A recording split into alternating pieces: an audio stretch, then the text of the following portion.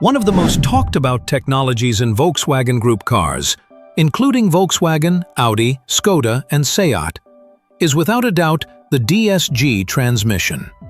DSG, or Direct Shift Gearbox, is based on a dual-clutch system that has been praised by enthusiasts, but also criticized by some drivers. So today, let's dive into the pros and cons of DSG gearboxes and see why this transmission is both loved and feared. Let's start with the positives. Lightning-fast gear changes.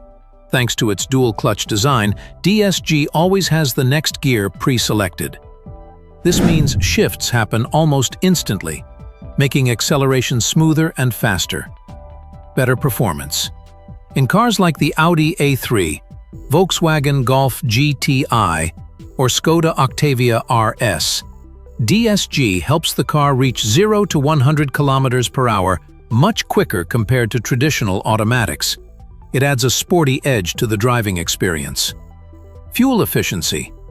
DSG combines the efficiency of a manual gearbox with the comfort of an automatic.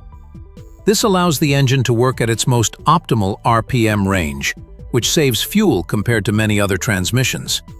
Comfort in traffic. Just like a conventional automatic, DSG makes city driving effortless. No clutch pedal, no stress in traffic jams, just smooth operation. Now, let's move on to the downsides. Reliability concerns. Especially with the dry-clutch 7-speed DSG units, many drivers have reported problems such as worn-out clutches and failing mechatronic units. Expensive repairs.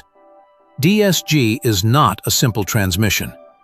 With its complex electronics and dual-clutch design, repairs can cost thousands of dollars if something goes wrong.